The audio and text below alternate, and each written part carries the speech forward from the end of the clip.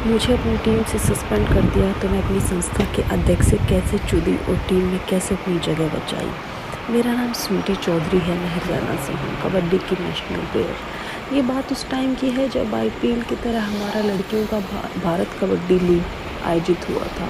BKL की franchise में जब टीम सेलेक्ट हुई तो उसमें मुझे जाटलैंड जूलियट्स में जगह मिल गई। लेकिन आप तो जानते हैं कि भारत में क्रिकेट में जितना पैसा उतना कबड्डी में नहीं, जबकि डाइट, फिजियो, सप्लीमेंट वगैरह करके खूब खर्चा लगता है। इसलिए मैं थोड़े और पैसे कमाने के लिए एक एडवर्टाइजिंग फर्म के जरिए बीकेएल में एक स्पॉन्सर कंपनी की जर्सी पहनकर उतरी। ये बात जब हमारी टीम के मालिक को पता चली तो उन्होंने गवर्निंग बॉडी में इसकी शिकायत कर दी, क्योंकि हमें फ्रेंचाइजी की जर्सी ही पहननी थी। बीकेएल की डिसिप्लिनरी कमेटी ने मुझे सस्पेंड कर दिया। तब मेरे जीजू, जो खुद कबड्डी प्लेयर हैं, उन्होंने मुझे सलाह दी कि बीकेएल के प्रेसिडेंट से व्यक्तिगत रूप से मिलूं।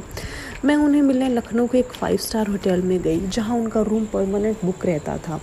मैंने उन्हें जाकर अपनी तकलीफ बताई और सॉरी बोला। वो बोले, एक्शन वापस ले सकता हूँ, लेकिन बदले में मुझे क्या मिलेगा। ऐसा कहते हुए मेरी क्लीवेज की ओर घूर रहे थे। मैं थोड़ा असहज होने लगी, लेकिन जीजू मेरी पीठ और हथेली से हिलाने लगे। थोड़ा कंफर्टेबल होने पर मैंने कहा, आप जो भी कहोगे मैं करने को तैयार हूँ। तो प्रेसिडेंट सर बोले, टी शर्ट उतारो और आकर मेरी गोद में बैठ जाओ। मेरे पास कोई चारा नहीं था, करियर का सवाल था, वरना इस दूधिए की क्या औकात कि वो चौधराइन को ऐसा बोल दे। मजबूरी में मैं उनकी गोद में जाकर बैठ गई। स्पोर्ट्स बरा में मेरे 34G साइज के सुडोल चुच्चे एकदम तने हुए थे। कुलदीप नाम था उनका। वो मेरे चुच्चों को दबाने लगे।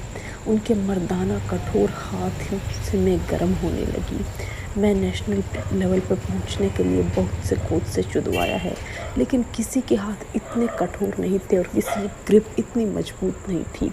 5 मिनट में उसने मेरे बोबे एकदम लाल कर दिए और फिर ब्रा को उतार कर मेरे चुच्चों को बारी बारी से चूसने लगा। उसके बाद उसने मेरे जीजू को बुलाकर मुझे नंगी करवाया और खुद भी नंगा हो गया। उसका लड़ बहुत काला था, जबकि अब तक मैं सिर्फ गोरे लड़ों से चुदी थी, लेकिन अब ये दिन मेरे देखे सभी लड़ से बड़ा था। अभी लटका हुआ ही 6 इंच का था, खड़ा होने पर पता नहीं क्या होगा। उसने मुझे लड़ चूसने को कहा, जबकि झाट भी साफ नहीं कर रखी थी। मैं बुरा सा मुंह बनाकर उसका लड़ मुंह में लेकर चूसने लगी। पसीने से भरी झाटों से अजीब सी गंध आ रही थी, लेकिन थोड़ी देर बाद मुझे उस गंध में एक अलग सा नशा चढ़ने लगा। मैं अत्यंत गर्म हो चुकी थी और उसका लड़ मेरे मुंह में फूलकर करीब 8 इंच हो चुका था और रोड जैसा कठोर हो चुका था। इमाम दस्ते का मूसल जैसा उनका लड़ मेरे मुंह में टाइट हो चुका था।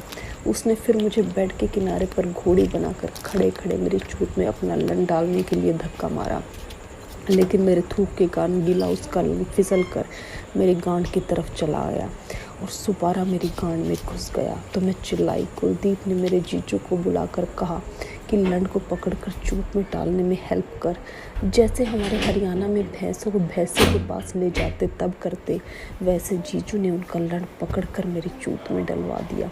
आज मैं हीट में आई झोटी जैसा फील कर रही थी। कुलदीप ने अब धक्के लगाने शुरू कर दिए और स्पीड बढ़ाने लगा। उसका हर धक्का मेरे बच्चेदानी पर ठोकर मार रहा था और हर धक्के से मुझे असीम आनंद मिल रहा था। अगर एहसास होता कि ये आदमी इतना बढ़िया चोटता है तो मैं पहले ही चोट चुकी होती। मुझे ऐसा लग रहा था मालूम है मारवाड़ के महाराजा विजय सिंह से चुदरे उनकी जाटनी पासवान गुलाब राय हूँ।